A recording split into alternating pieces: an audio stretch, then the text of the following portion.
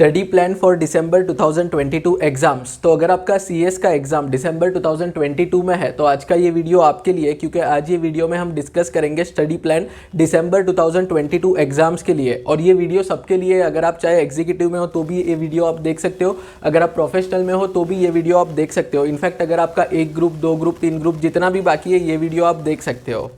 कोई भी goal achieve करने का सबसे फर्स्ट और सबसे इंपॉर्टेंट स्टेप होता है प्लानिंग, क्योंकि अगर आपके पास प्लान रेडी है तो आपको पता होगा कि आगे अब क्या करना है, आगे का प्रोसेस बेसिकली।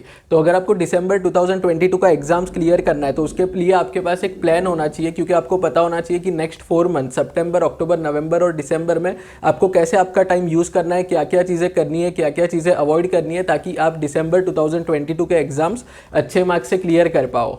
और जून अटेम्प्ट के कंपैरिजन में दिसंबर वालों के लिए स्टडी प्लान ज़्यादा इंपॉर्टेंट होता है। उसका सिंपल रीज़न है कि सितंबर टू दिसंबर ये 4 मंथ्स में बहुत सारे बड़े बड़े फेस्टिवल आते हैं, जैसे गणेश चतुर्थी, नवरात्रि और दिवाली। और फिर अचानक से नवंबर दिसंबर में बहुत सारे रिलेटिव्स का भी शादी का प्लान बन जाता है, शादी का सीज़न होता है नवंबर दिसंबर। तो ये सब चीज़ों से आप डिस्ट्रैक्ट ना हो जाओ और इसके वजह से आपका स्टडी इम्पैक्ट ना हो, इसके लिए बहुत इंपॉर्टेंट होता है एक स्टडी प्लान।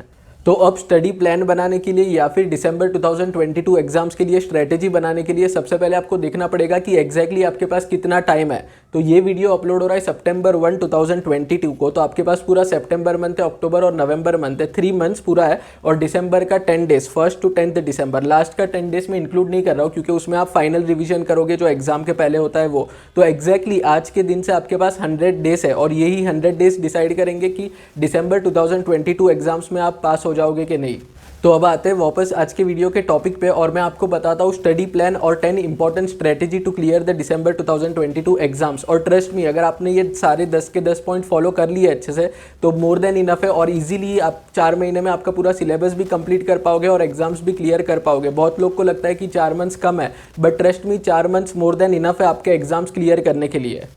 तो अब सबसे पहला चीज़ जो आपको करना है वो ये है कि आपके लेक्चर्स जल्दी से जल्दी कंप्लीट करना है और सेल्फ स्टडी पे ज़्यादा ध्यान देना है, क्योंकि लेक्चर्स देखना आसान होता है बट जो सेल्फ स्टडी होता है उसी के बेसिस पे आप पास हो जाओगे। लेक्चर्स में आपको बस सुनना है, जो सर सिखा रहे हैं वो समझना है, बट एक चीज़ होता है समझना और दूसरा होता है याद रखना, कंसेप्ट समझ के उसको याद रखना ताकि आप एग्जाम में लिख पाओ। तो जैसे जैसे आपका नज़दीक जाएगा, मैं ये नहीं बोल रहा हूँ कि 15 दिन में लेक्चर्स कंप्लीट करो, जैसे जैसे दिसंबर का अटेम्प्ट नज़दीक आएगा वैसे आपको फटाफट लेक्चर्स कंप्लीट करने हैं और सेल्फ स्टडी पे ज़्यादा ध्यान देना है, क्योंकि आपका एक बार सेल्फ स्टडी कंप्लीट हो जाएगा फिर ही आपको रिवीजन के लिए टाइम मिलेगा। तो जल्दी से जल्दी आपका लेक्चर्स कंप्लीट करो। और अभी जो भी आप लेक्चर्स देखोगे हैबिट डालो कि इमीडिएटली लेक्चर देखने के बाद ही आप उसको स्टडी कर लोगे, क्योंकि मैंने बहुत सारे स्टूडेंट का ऐसा देखा है, वो सुबह 8 बजे से लेकर रात को 8 बजे तक 12 घंटे लेक्चर्स देखेंगे, उनको लगेगा कि उन्होंने 12 घंटे पढ़ाई किया, फिर वो बंद कर देंगे और बोलेंगे कि आज तो बहुत ही प्रोडक्टिव दिन था, मैंने 12 घंटे पढ़ाई किया। बट वो पढ़ाई करना नहीं होता है, वो लेक्चर्स देखना होता है। लेक्चर देखना एक चीज़ है और पढ़ना अलग है। तो लेक्चर देखो और इंस्टेंटली जो भी सर ने आपके पढ़ाया है वो याद कर लो।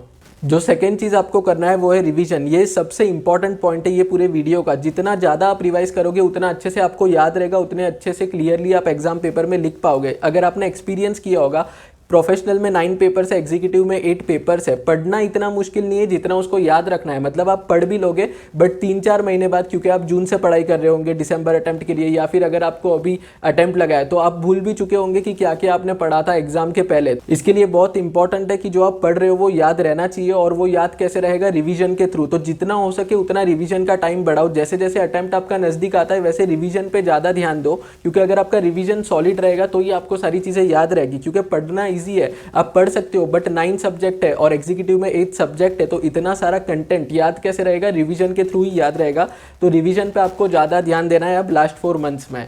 जो नेक्स्ट चीज़ आपको करना है वो है राइटिंग प्रैक्टिस। तो एक होता है जैसे आपने पढ़ लिया, कंसेप्ट समझ लिया, उसको याद कर लिया, बट नेक्स्ट स्टेप है लिखना, क्योंकि at the end of the day आपका पेपर राइटिंग होता है, डिस्क्रिप्टिव एग्जाम्स होता है। तो आपको राइटिंग प्रैक्टिस बहुत ज़्यादा इंपॉर्टेंट है और ये सब्जेक्टिव है। मतलब बहुत सारे स्टूडेंट्स राइटिंग प्रैक्टिस के बिगैर ही अच्छे मार्क्स से पास हो जाते हैं। जैसे मैंने कभी राइटिंग प्रैक्टिस किया नहीं था, उसका रीज़न है मेरे पास उतना टाइम नहीं था मेरे अटेम्प्ट में। बट अगर आप पहले से प्रिपरेशन कर रहे हो तो आपको राइटिंग प्रैक्टिस करना चाहिए, क्योंकि राइटिंग प्रैक्टिस करोगे तो आप ऑब्जर्व करोगे कि आपके राइटिंग स्किल्स इंप्रूव हो रहे हैं। इसके साथ साथ नेक्स्ट आपको जितने भी 3-4 साल के पास्ट के क्वेश्चन पेपर्स है वो सारे सॉल्व करने हैं। ये बहुत ही इंपॉर्टेंट है क्योंकि इससे आपको पता चलेगा कि आईसीएसआई कैसे क्वेश्चन पूछता है। मतलब जैसे मॉड्यूल में तो एक टाइटल दिया होगा और उसका आंसर लिखा होगा, राइट, बट इतना ईजी नहीं आता है सीएस के एग्जाम्स में। आपको पता होगा केस स्टडी के फॉर्म में बहुत सारे क्वेश्चन आते हैं, तो वो आपको कैसे पता चलेगा? जब आप क्वेश्चन पेपर देखोगे तब आपको पता चलेगा कि आईसीएसआई क्वेश्चन पूछता कैसे है। उसके साथ साथ आपको पता चलेगा क्या इंपॉर्टेंट है, क्या ज़्यादा इंपॉर्टेंट नहीं है, जो हम एक ओवरव्यू लेके भी छोड़ सकते हैं, ज़्यादा डिटेल में किस में जाना है, किस कौन से चैप्टर में से ज़्यादा मार्क्स का आता है। ये सब आपको तब पता चलेगा जब आप पास्ट क्वेश्चन पेपर सॉल्व करोगे।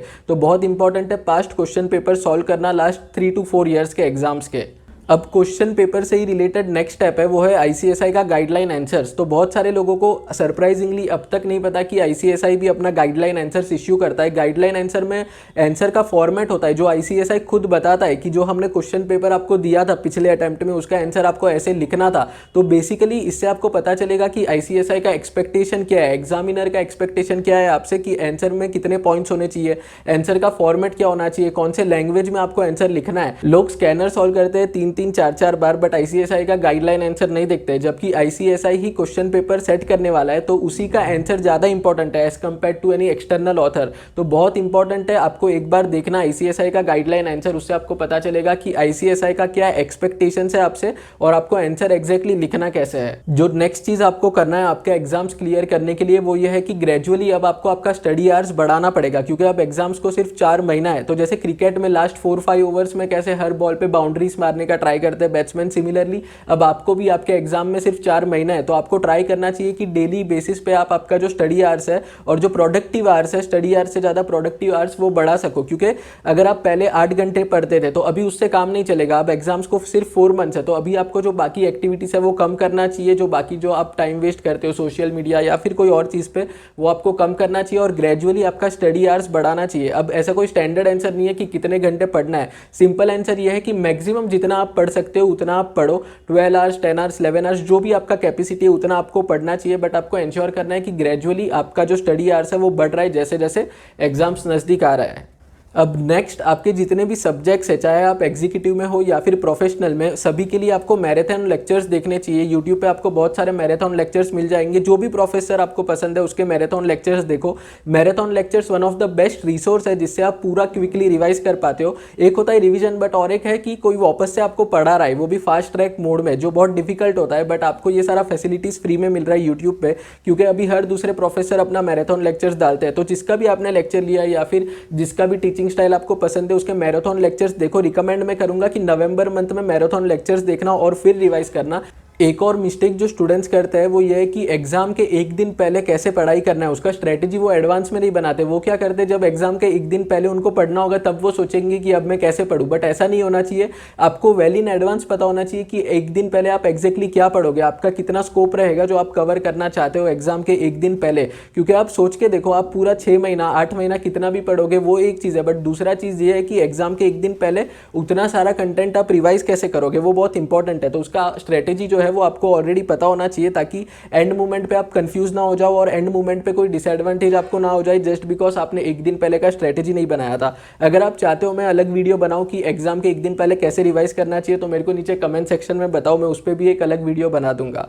नेक्स्ट इंपॉर्टेंट पॉइंट ये है कि 90% ऑफ द स्टूडेंट्स कोई ना कोई सर के लेक्चर्स लेते हैं और वो लेक्चर्स के साथ जो बुक आता है उसी में से पढ़ाई करते हैं, मॉड्यूल को टच भी नहीं करते। आइडियली आपको मॉड्यूल से ही पढ़ना चाहिए था, बट अगर आपने कोई सर के नोट से पढ़ाई किया है तो भी ठीक है, अभी बहुत लेट हो चुका है मॉड्यूल पे स्विच करने के लिए। तो टेंशन का कोई बात नहीं है, आप सर के नोट से ही पढ़ाई करो। बट आपको एक चीज़ करना है कि एग्जाम के पहले आपको पूरा मॉड्यूल एक बार अच्छे से रीड करना है। इसके बाद बहुत सारे स्टूडेंट्स का मैसेज आ रहा है कि हमें एक ग्रुप देना चाहिए या बोथ ग्रुप, या फिर अगर प्रोफेशनल में है तो हम 2 दे दें, एक को बाद में दें। ऐसा बहुत सारे अलग अलग क्वेश्चंस आ रहे हैं, क्योंकि क्या होता है जैसे जैसे एग्जाम्स नज़दीक आता है वैसे हमको डर लगने लगता है कि हम पूरे 9 सब्जेक्ट्स या फिर एग्जीक्यूटिव में हो तो पूरे 8 सब्जेक्ट्स पढ़ पाएंगे कि नहीं। तो आपको दोनों ग्रुप ही देना है। Trust me, 4 months more than enough है। अगर आप अच्छे से डेडिकेशन के साथ 100% एफर्ट्स डालोगे तो अभी भी आपका 8 या 9 पेपर्स डिपेंडिंग ऑन एग्जीक्यूटिव में हो या प्रोफेशनल, अभी भी वो पूरा कवर हो सकता है।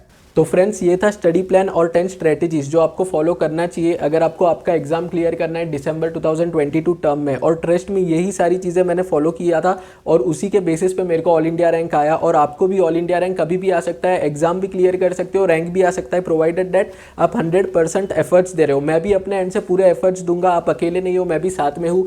Group wise strategy, subject wise strategy, revision strategy, सबके लिए वीडियो आने वाले हैं। बस आप ये चैनल के साथ कनेक्टेड रहो। अगर आपको ये वीडियो अच्छा लगा हो तो वीडियो को लाइक कर देना। अभी भी आपको कोई डाउट है या कंफ्यूजन है तो नीचे कमेंट सेक्शन में बताओ, मैं वहां पे आपको रिप्लाई कर दूंगा। और चैनल सब्सक्राइब करके बेल आइकन पे क्लिक कर दो ताकि नेक्स्ट टाइम जब भी मैं कोई वीडियो अपलोड करूं तो तुरंत नोटिफिकेशन मिल जाए। Thank you very much.